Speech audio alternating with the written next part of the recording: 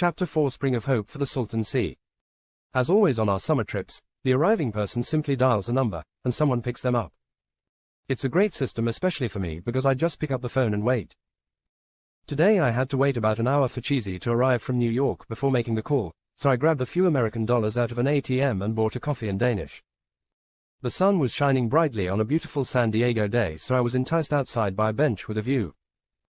Having finished my Danish and still enjoying my coffee, I was basking in the sun when a scruffily dressed man in a suit that had had more owners than the Los Angeles Rams approached me for a handout. Considering the suit and the smell, I searched around my pockets and pulled out a few American coins I had received in change. I was able to drop them in his hand without touching him. With funds in hand, I thought he would be anxious to invest them in whatever his pleasure was. Giving him money might not have been the best thing to do, but it was too late to change my mind. Buoyed by his success, he sat down on the bench beside me, stretched out his legs and arms and settled in to try to extend his winning streak. Doyle Brunson began his run of me.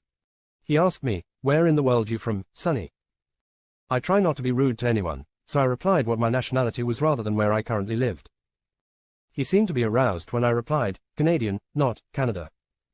I didn't know what else to say because I had never really lived in a place that I called home. The conversation turned to the condition of his back, and he began to relate a story to me about how he hurt his back, what he does to get relief and how he needs surgery to fix it. I asked him, "Are you afraid of the surgery?" And he replied, "That kind of surgery costs more money than I'll ever see. There ain't nothing to be afraid of if it ain't happening." I could see his dilemma because in this part of the world you had to pay for surgery like that whether it's life-threatening or not. Even if you have coverage, there are usually co-payments that are ridiculously large themselves. He didn't look like he was gainfully employed. Upon conveying my sympathy for him and to him, he suggested, "If you're really sorry, you can help. You're Canadian, ain't you?" I said, "I don't follow," to which he replied, "You give me your health card so I can go up to Canada and get the surgery for free. How about that? It won't cost you a red cent. I'll mail the card back to you as soon as I get better." Although his plight was sad, there really was nothing I could do for him because he was not getting my health card. I gave him all of the American money I had, which was not very much, and wished him well on his quest for better health. It was hard not to chuckle at such a ridiculous suggestion or his ingenuity. I'm not really sure if he was in ill health or if he just wanted a hospital hotel for a brief respite from his exciting life. Cheesy had arrived by this time and made it through customs. He found me outside on my bench. This time it was Dick that made the plans, so he answered the call when we phoned him. By the time the taxi came, my vagrant friend had also acquired a sandwich, a bag of pretzels and at least 2 more donations, including one from Cheesy. Cheesy and I had asked if Marius and Marian could come along with us on this trip. Dick said, "I don't have any objection, Ian can't come due to family commitments, and we have tons of room. The 4 of you take one of the RVs and the boys and I will take the other one and squeeze Sandy in with us. We're going to be in a convoy anyway."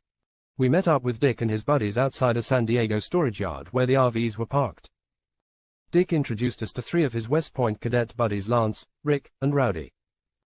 The Cell-Traded brothers, Marius and Marian, were already there, and it seemed like the party was underway by the time we arrived. Sandy came out of the RV and waved, "Hi," to everyone. Dick had asked him if he wanted to come, and Sir Malcolm told him to come on this trip rather than go to Windhaven to update him, so Sandy eagerly jumped on a plane. Lance Alberton hailed from Colorado, where both of his parents were politicians.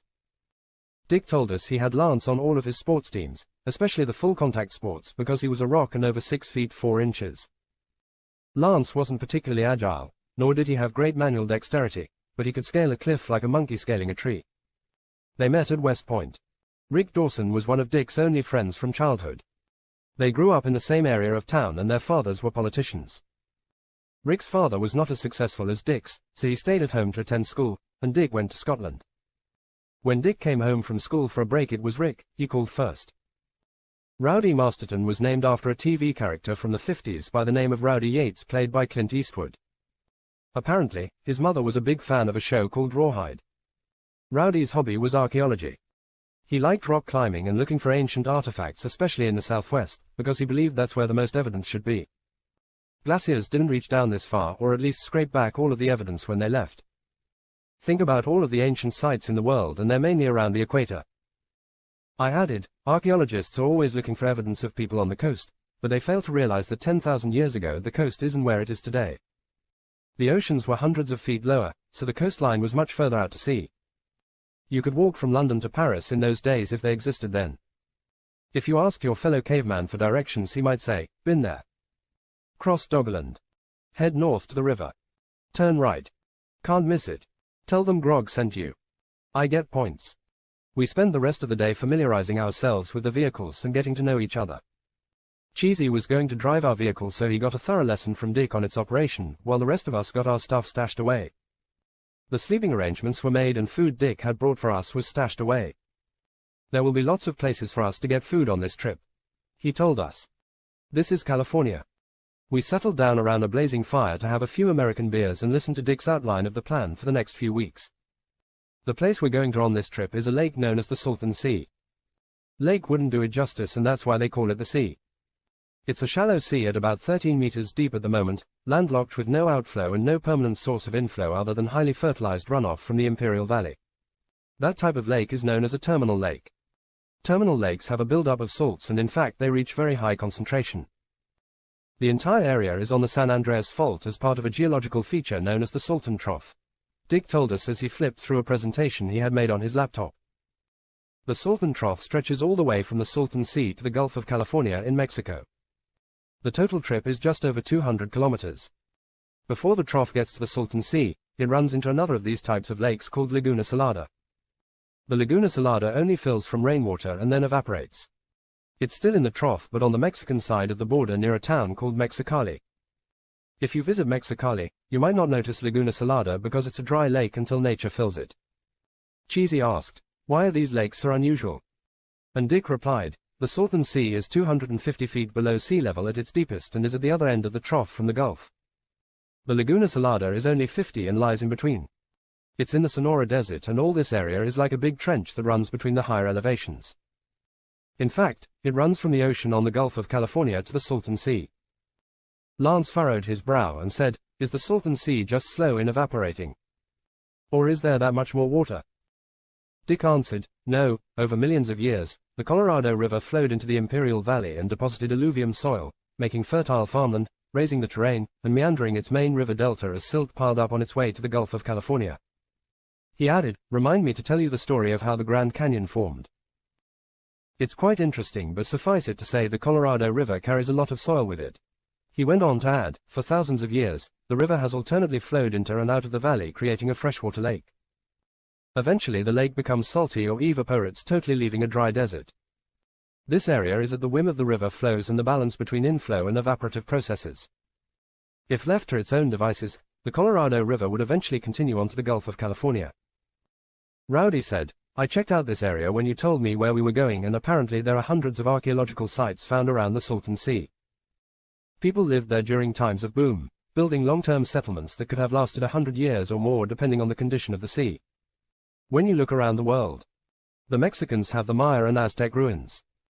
South America has Sacsayhuaman, Chan Chan, Tiahuanaco, Machu Picchu, India has Mohenjo-Daro, Dwarka, Turkey has Göbekli Tepe, and North America has Diddley Squat." He went on to say, "We just don't have any ancient sites in North America except rumors of the mound builders. What was going on here while the rest of the world was developing? I don't think it was vacant and just waiting for new tenants." Everyone agreed with him and tossed in all kinds of ancient sites around the world going back to the last ice advance. Dick wanted to get back on topic, so he interjected, "At the start of the 1900s, an irrigation canal was dug from the Colorado River to the Old Alamo River channel to provide water to the Imperial Valley for farming. A buildup of silt plugged the headgates, so cuts were made in the bank of the Colorado River to increase water flow. In the spring, the floods broke through those cuts and the river flowed into the Salton Basin. It took 2 years and a massive railway disaster before repairs were completed by both the government and the railroad. The Salton Sea rose from the dry bed to make a massively huge body of water they had to call a sea. It was filled with fresh water and fish from the last 2 years of the total flow of the Colorado River. The formerly dry lake bed was 20 by 50 kilometers or 1,000 square kilometers in size. It would have dried up eventually, but farmers in the Imperial Valley used too much water in irrigation and they let the excess fertilized water flow into the lake. Lance jumped in, "I'm from Colorado and it pisses me off that 100% of the water from the Colorado is siphoned off by the states who claim ownership along the way. I think they call it water apportionment. By the time the river gets to this point, it's the big demand of cities like San Diego and Los Angeles who can't quench their thirst and have to squeeze out the last drop. Rick commented, "It's just a river, why couldn't they stop it? It's not even that big by the time it reaches this point, like Lance said." Dick continued, "The Southern Pacific Railroad tried to stop the flooding by dumping earth into the canal's headgates area, but they were too slow. The river eroded deeper and deeper, cutting into the dry desert sand of the Imperial Valley. A waterfall formed as a result of the erosion, and it began cutting rapidly upstream along the path of the Alamo Canal. The waterfall was initially 5 meters high, but as it raced along the canal it grew in depth to 20 meters high. Holy Christ, that's amazing. The power of nature, eh?" I gasped. Dick went on to say, "They feared the waterfall would continue to recede upstream to the true main path of the Colorado, where it could become 30 to 90 meters high. That would be impossible to stop. The basin filled, and the town of Sultan, a Southern Pacific Railroad siding, and the Torres Martinez Native American Land Reserve were all submerged. Part of the tribe's reservation exists at the northern end of the lake. Palm Springs or Palm Desert, not bad addresses." Rick added. Marius quipped, "That's quite a story, Dick, but just a history lesson to this point." To which Dick replied, "Oh, it gets better, my Moldavian friend, way better. After we finish here, we'll watch some videos on YouTube that will knock your socks off." In the 1950s and 60s, the area of the Salton Sea became a resort destination. Communities grew with hotels and vacation homes. Movie stars came to play here, championship fishing tournaments were held, as well as water skiing and boat racing. It was the place to be seen. Quote, "Some of the biggest celebrities in American show business, like Frank Sinatra, Bing Crosby, Jerry Lewis, the Beach Boys, and the Marx Brothers. They named the area the Salton Riviera, and it even rivaled nearby Palm Springs. The North Shore Beach and Yacht Club opened as the largest marina in Southern California. That's our kind of place, Marion." Marius shouted. Cheesy said, "It sounds like it's made for us. Another Riviera," and I had to agree. A developer by the name of Penn Phillips led a speculative boom in the late 1950s, buying and selling thousands of acres on the lake's western shores. That's where we're going, because he abandoned Salton City without explanation in 1960. Phillips left behind houses, sewers, roads, and even street signs. In 1976 and 1977, tropical storms destroyed marinas and resorts that were in economic decline. Environmental catastrophes, rising salinity, and a receding shoreline pushed the tourism pendulum past its pivot. For years after that, the Imperial Valley farms kept pumping contaminated farm runoff into it, and that promoted an outbreak and spread of diseases. Die-offs of the avian populations occurred, and after the loss of several species of fish, on which the birds depended, 2 more pendulums flipped their pivots. Salinity rose so high that large fish kills occurred, filling the beaches with their rotting carcasses. I thought, that's going to put me off fish and chips when I get back to Oxford. The lake continued to shrink as local agriculture used water and pesticides more efficiently, and less runoff flowed into the lake. Today, the center of all that activity in the 60s, Bombay Beach, doubles to about 500 people during the winter months. It's far too hot for people in the summer. Marius said, "That must give the area a real apocalyptic feel. Utility poles and trailer debris rearing their ugly heads." Dick added, "If the lake goes totally dry and the lake bed becomes exposed to wind patterns, they can send toxic dust clouds into the Los Angeles area. People in Los Angeles sometimes smell an odor coming from the Salton Sea and all of the dead fish. LA is not all that far away as the wind blows." Dick tried to get back on topic and said, "Getting back to the geology, the lake occupies the lowest elevations of the trough, known as the Salton Sink, and the lake surface is 70 meters below sea level at the deep end of the trough. The deepest point of the lake is only 1.5 meters less than the lowest point of Death Valley, which isn't far from the Salton Sea either. My dad and grandfather are putting together a plan to build a canal from the Gulf of California through the Laguna Salada into another canal that ends up in the Salton Sea. That's not a new concept. People have been suggesting this type of solution for years, but the cost and the border crossing have stymied the project. There just couldn't be a deal with Mexico as long as Arnold Stump was in power. After Stump, cooler heads will prevail, and the opportunity to earn such a fortune will not go unnoticed by these politicians. They like to feather their own beds. After all, what politician is not motivated by self-interest and prone to hypocrisy? Grandfather knows he will get acceptance, and to be honest, there aren't many people who would have the balls to let him down. They know they will get acceptance whenever they want because they have the connections." Sandy added, "If everyone knew about this plan, we would not be having this opportunity first, and would be lucky to be able to buy a modest home here in 20 years. Inside information is not just for the stock market, although that's where you hear about it most. At least those who are caught. This is inside information." Dick replied, "I don't like to think of it that way. I look at it as a speculative investment. I replied, it's only speculation if you're speculating. We aren't, are we? Cheesy interjected, is it speculation if you know the outcome of the horse race or sporting event? Things can always go wrong to make sure things fail. Is it a sure thing then? This threw everyone into confusion and a short discussion followed that eventually went nowhere. In the end, Cheesy was right, nothing is a sure thing. There's risk in everything. Dick got everyone's attention and said, let's assume for a minute that grandfather's people come though, and the Mexican politicians get the plan started with the canal that runs from the Gulf of California to the border. At the border we continue on through Trump's wall and bring the canal into the United States. That's when Dad and Grandfather use their California politicians and some federal politicians to reach the Salton Sea. There is a huge amount of back-scratching going on, but there is nothing illegal, only trillions of dollars of real estate. Dick let that settle in and then continued, the benefit to the Mexicans, beyond the sale of land and the construction fees they will earn, will be the ability to cultivate parts of the Sonoran Desert that have never been cultivated before. We'll be driving through the Imperial Valley later on this trip. It was a desert before it was reclaimed by irrigation, and you'll see what it can look like after irrigation. On the American side, they plan to create a berm around the outside of the Salton Sea so they can raise the depth and protect whatever is below sea level. It will provide protection for the Imperial Valley as well as open up another area for development behind the berm. The top of the berm will have a 40-foot wide pedestrian biking path that will circumnavigate the entire Salton Sea and bring massive tourism to the area, especially if it links up well with Palm Desert and Palm Springs. They're planning to call it the Sonny Bono Salton Sea Walkway to garner some support from local as well as state politicians. Sonny Bono was a previous mayor of Palm Springs, member of the U.S. House of Representatives and had a special connection with the Salton Sea. There is a fund of more than $500 million to benefit the Salton Sea in his name. This deal is probably already bartered, I would think. There will be access to the pathway from the first row of properties that back onto the berm, and those are the ones I think we want. Then you have to cross Highway 111 for tons of desert real estate and further out into the desert on the eastern shore. Marion asked, do you know of any casinos close by? Or if California has gambling like Nevada, which is so close to here? And Dick replied, yeah, I think I saw one on the map my granddad showed me, but it looked like it was doing most of its business from the cemetery next door. It's on the western shore, I think. The cell-traded boys loved to hear that and started checking the web for more information. Let's get Carl and Ian on speakerphones to review the business deal, Dick said as he dialed Carl and set up the call on his laptop, then connected to Ian for us all to see. After the greetings, Carl said, as a group you're investing a fixed sum of American dollars for shares in a company that will acquire land in the Salton Sea area of California. It'll be an American incorporated private company. So if you want out you will have to sell your shares to someone else at a price you negotiate. He answered a couple of minor confusions and then continued. Ian decided it's not proper for him to join the group, so he donated his funds to the Windhaven Labs plc and that corporation invested in this project. I am happy to say Sir Malcolm decided to match Ian's offer, so the labs actually have 2 shares.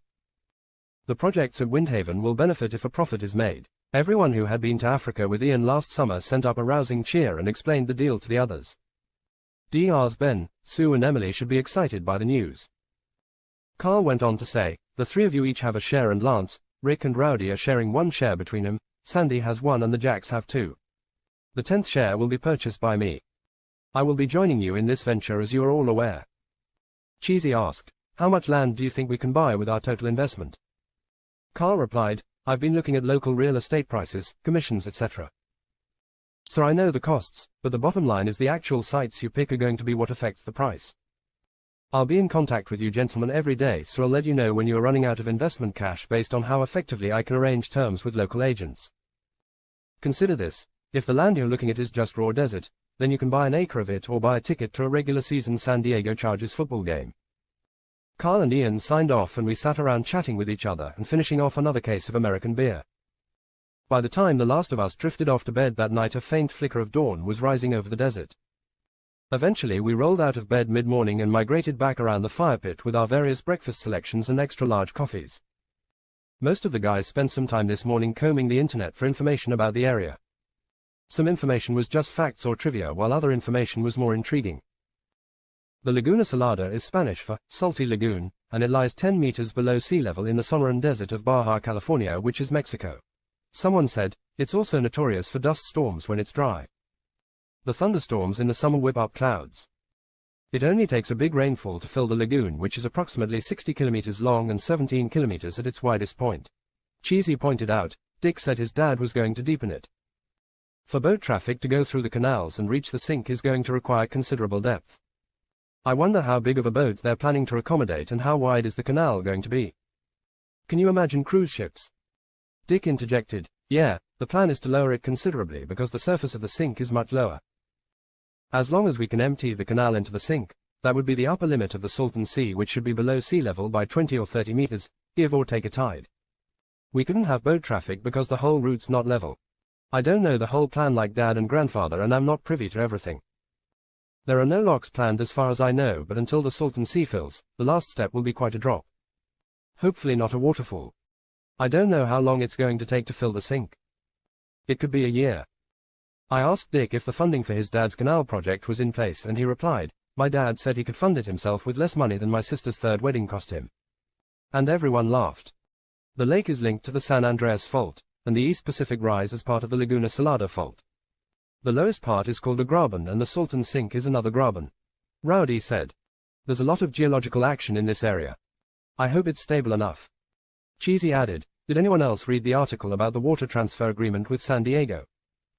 According to that article, there is 40% less water flowing into the Salton Sea now, and that will force it to lose as much as half its water. They say in 20 years its waters will be 5 times as salty as the Pacific Ocean, killing whatever fish still live there and scattering the birds that feed on them.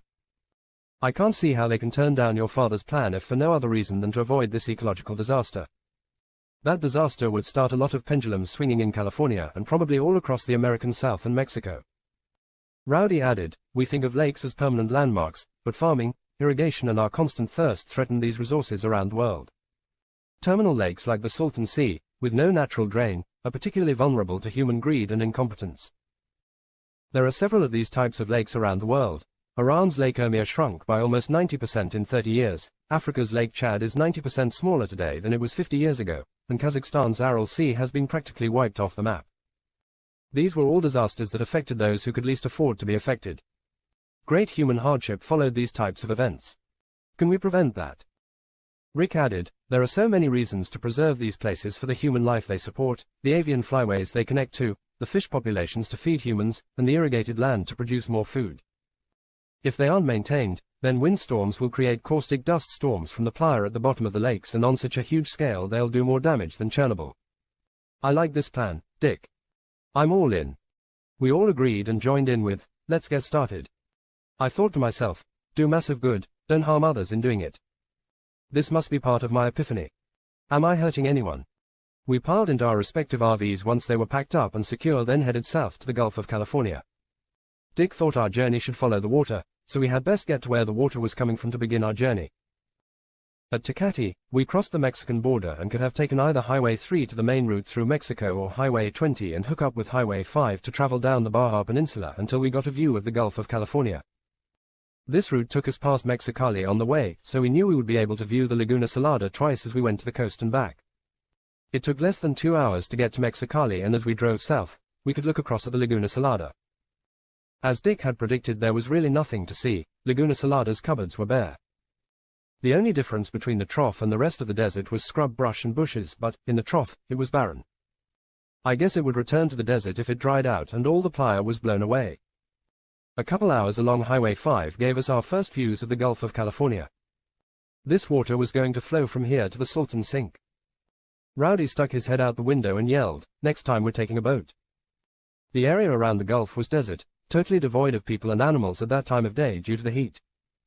I wondered why they didn't try to desalinate the water and irrigate this part of the desert right next to the Gulf. Maybe it's a cultural thing and they're fishermen this close to such an abundant supply. Maybe there was no money for any infrastructure. Perhaps I'll understand more about this part of the world as the journey goes on. This world is different from my world in so many ways. We reached San Felipe, a town on the Gulf of California in the Mexican state of Baja California.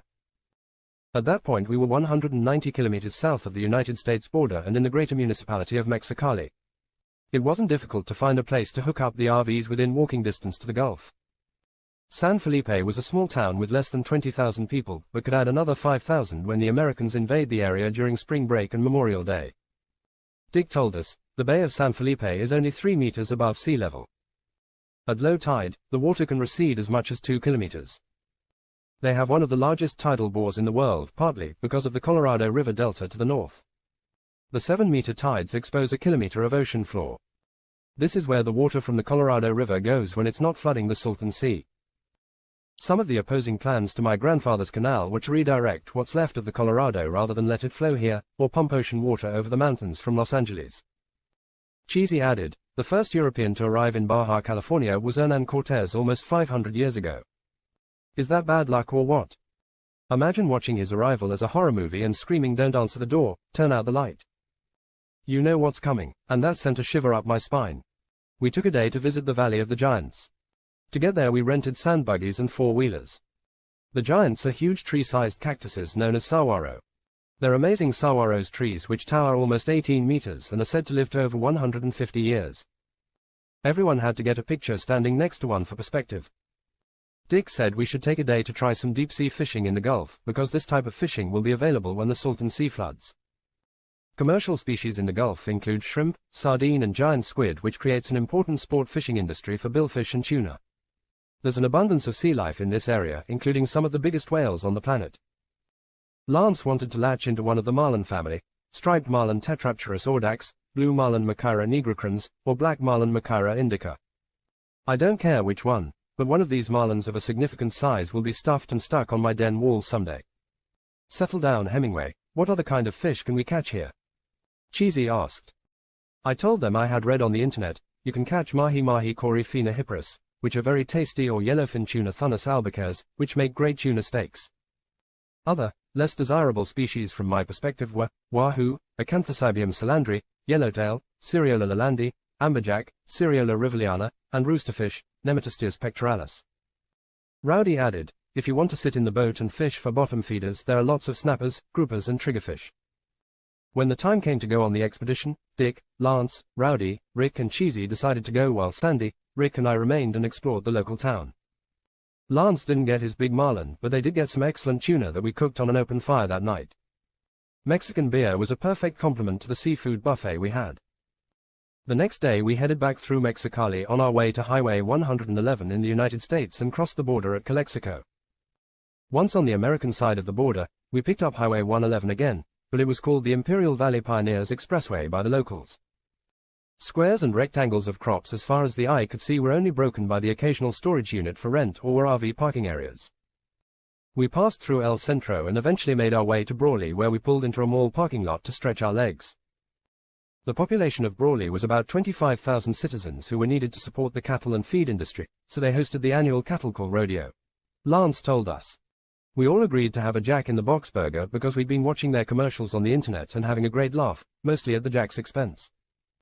This was the first time I'd been inside one, and unfortunately, I didn't encounter a breakfast fairy or get to bungee jump with Jack. I did, however, get to have a sirloin steak melt with the one-eyed Jacks. Cheesy and I had thousands of promotional opportunities for the Jacks with the Jack in the Box Corporation. I would outline one of mine ending with the Jacks saving Jack in the Box's life while keeping the recipe safe, and then Cheesy would outline one where the three of them fight a supervillain trying to steal a child's meal. The Jacks took it in good stride and eventually bought into the scenarios and contributed a few of their own. In their stories, Jack in the Box usually gets his ass kicked before they save him. Going through Brawley showed us what desert looks like when you irrigate and plant crops. For most people this is a better use of land than being 3S, as Dick calls it, snakes, scorpions, and sand. A quick stop at the local Walmart to acquire items Dick needed for the RVs also garnered us a few groceries, some tarps, and beverages. Rick picked up a couple solar-powered fans. These are freaking awesome. You only need the fan when the sun is out. These don't even need batteries to store power. We continued on Highway 111 to Calipatria, just 20 miles north of El Centro, with a population of about 7,000 citizens, which included 4,000 inmates at the Calipatria State Prison.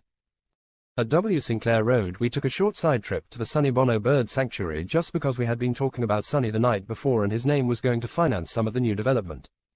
At the end of the road, just past a small building, we caught our first glimpse of the Salton Sea. It was visually quite nice from that perspective, but it had a peculiar odor that made us look like we were posing for Ian's family portrait. Nyland was the closest town to a place known as Slab City. After World War II, the Marine Corps Camp Dunlap training facility was torn down to the concrete slabs that were the floors of the huts. It was left abandoned by the government, and eventually homeless Vietnam vets gravitated to the area. The government didn't bother to remove them and in fact turned a blind eye. More people joined them over time from all parts of the United States and the community grew. It was called the last free place in America. And it just may be that if your view of freedom is not paying taxes or breaking laws you don't like or having the opportunity to consume massive quantities of the drug of your choice. Are these things synonymous with freedom? I guess it depends on your perspective of freedom. Anyone can go and squat in Slab City. Throw a row of rocks around the area you want to claim, put your stuff inside and then defend your turf if your neighbors get pissed off at you and decide to burn you out.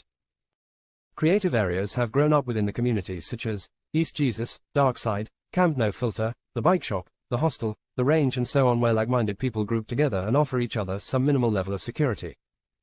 Salvation Mountain, not part of Slab City, was visible on the road to Slab City. Call it a mountain covered in paint and decorated with Christian symbols and slogans and you would have nailed it. This was the work of one man until he died a decade prior to the time we visited, and is now survived by dedicated volunteers. We decided to come back and take a look at Slab City if we had the time or interest, but for now, we continued on Highway 111. We headed towards Bombay Beach on the eastern shore looking for our first choice pieces of real estate. Sandy was explaining the layout of the sea and where we might consider buying our properties. Firstly, we should look along the eastern shore in the Bombay Beach area because in the videos I watched of the 60s, this seemed to be the center of the Salton Sea entertainment world. I'm concerned about the elevation though.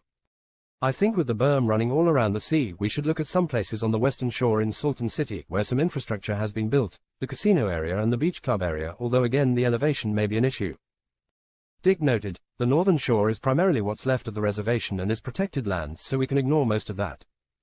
That's the area that leads to Palm Desert and Palm Springs, so Highway 111 may offer some good opportunities.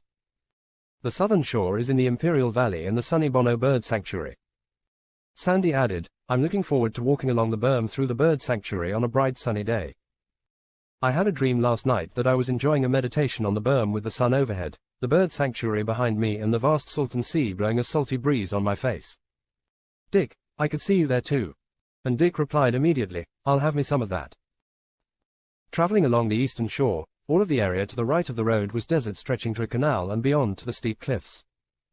There was about 6 kilometers of sloping land that elevated to craggy rock formations that jutted out from the ground like a wall. These types of areas are where Palm Springs and Palm Desert are built, deep into the canyons. I said to Lance, these craggy structures would make great rock climbing places if you lived here, eh? And he readily agreed. Walk out your back door and have those to climb. Awesome. Dick's 3 friends used the word awesome anytime and every time something was better than mediocre. I wondered what adjective they would use if they ever saw one of the One-Eyed Jack's performances. We passed the Nyland Marina Road which led down to the sea but was mostly barren and available real estate. Cheesy made a left at Pope, the next turn which would take us down to the Bombay Beach area. Bombay Beach was a rectangle of streets at the edge of the sea. Currently our understanding was that this should be the hotspot on the Salton Sea, although others may consider the western shore the better opportunity and build there.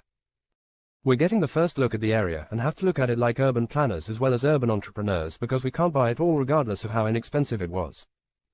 The American investors may go to the western shore for the casino and beach club.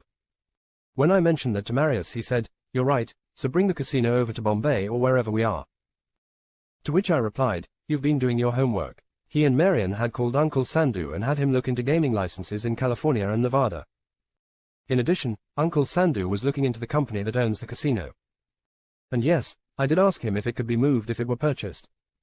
Quote, Marian said, we have to make the east side better than the west side if this is where we decide to invest. He said to invest, but I think he was almost going to say live there. Looking back toward the Imperial Valley, only barren desert was left to block our view. I began to consider larger cities that had already developed. They develop in a method that suits the people that live there and what the climate is best for. We have the advantage of knowing about the berm, but there are so many other factors.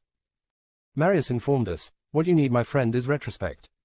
How many times have you heard people say I wish I knew what I know now then? And we all replied, for sure, to which Cheesy added, deja vu man.